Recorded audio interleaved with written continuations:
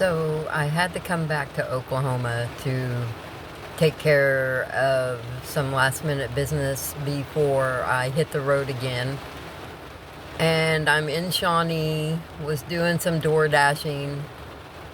And of course, this storm comes up on me. And in all the time that I was traveling over the summer, the one thing I did not miss about Oklahoma was the crazy ass weather.